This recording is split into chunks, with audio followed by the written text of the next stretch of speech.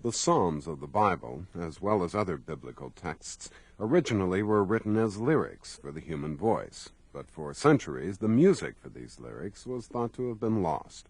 A musician in Paris says she's found the music, and it was in the Bible all along. Suzanne Haik-Vantoura first announced her discovery 10 years ago, and she produced a book and recordings to back up her claim. But it wasn't until this month that the modern-day premiere of King Solomon's Song of Songs finally took place. Luana Parker has more on what some scholars say is the original music of the Bible.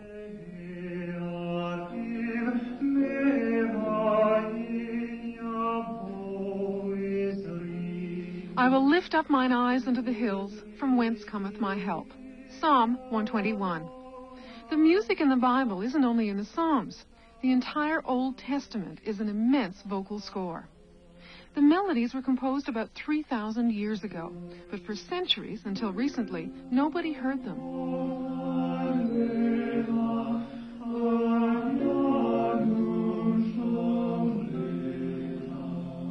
The musical notes are right there in the Bible. They're small symbols placed above and below the Hebrew text. They've always been there, but until recently, nobody knew that's what they were. They look like some of them: a right angle, an upside-down horseshoe, a diagonal line, an S fallen on its side. There are 20 altogether.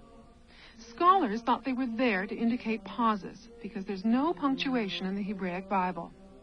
Some people thought they might be musical notes, but until Suzanne Haik-Vantoura came along, nobody knew for sure. She's been compared with Champollion, the French archaeologist who deciphered the Egyptian hieroglyphics on the Rosetta Stone. Vantoura, a French musician and composer now in her late 60s, is convinced she's discovered the original music of the Bible. I never had to add a note, never subtracted one. That's the essential. It really is the music of the signs. The opening of Lamentations. The first person who ever sang this music in public, based on Suzanne Haik-Vantoura's discovery, was the director of an Institute of Jewish Studies in Paris. Dr. Benjamin Duvshani had seen her record, The Music of the Bible Revealed, in a store and bought it out of curiosity. Later, for Israel's Independence Day, he sang the Lamentation of David in a Paris synagogue. And before I got to the end of it, there were about 600 people crying. It was incredible. I've never seen such a thing in my life. So I understood that there is something in this music which is fantastic. The Jews have always sung the Bible, but each community has its own way, based on an oral tradition handed down over generations. I asked Dr. Duvshani to sing for me, first the way he was taught in his community, then according to the music of the Bible revealed by Haik-Vantoura. הצבי ישראל, על במותיך חלל, איך נפלו גיבורים, אל תגידו וגת, אל תבשרו בחוצות אשקלון, פן תשמחנה בנות פלישתים, פן תעלוזנה בנות ערלים. This is how I would sing it in my community if they wanted me to sing those verses. Now, what happens with the music of Haik-Vantoura? You want to listen to it? Yeah. حسبي ישראל על במותיך חלל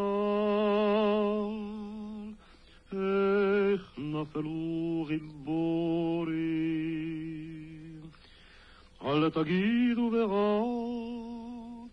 אל תבשרו בחוצות אשקלון פן תשמחנה בנות פלישתים, פן תעלוזנה בנות הערלים. Which is absolutely different. That's a new way of giving the Bible character, emotion, and everything.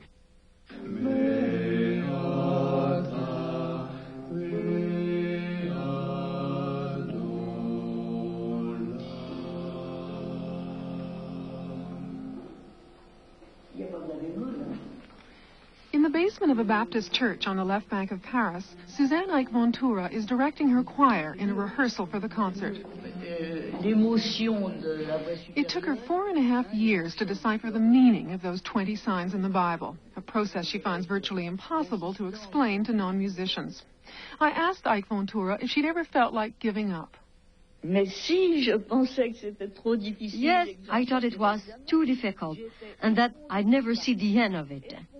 I was overwhelmed at times, literally overwhelmed, from fatigue, exhaustion, and discouragement. What kept me going was that from the beginning, there were marvelous texts, and I loved this music so much. I felt it was marvelous to give back the Bible its soul, the soul it lost. Although Haik-Vantoura has an impressive list of scholars who support her, others say there's no way we can be sure.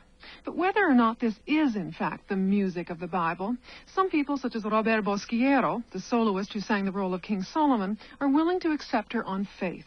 He says he's found spiritual food in this music. What is mainly important with that music is that it's, from Mrs. Haik-Vantoura's point of view, the music that David and Solomon and all the kings and all the Jewish people sung in their days, you know. So there's something more special about it than just singing Messiah, for example, by Handel. The Song of Songs, the world premiere, according to Suzanne Haik-Vantoura, of the original version, just as King Solomon wrote and composed it almost 3,000 years ago. It took place in an echoey 17th century church on the Ile Saint-Louis in Paris. The Song of Solomon is marvelous on different level because it's the part of a king, Solomon, singing to a queen, the queen of Sabbath, you know. And so you've got a man and a woman. And the words are wonderful and you can imagine them very human basis. But it's not only a man and a woman, but it's God and his people. May he lavish me with the kisses of his mouth, for sweeter are your caresses than wine. For National Public Radio, I'm Luana Parker in Paris.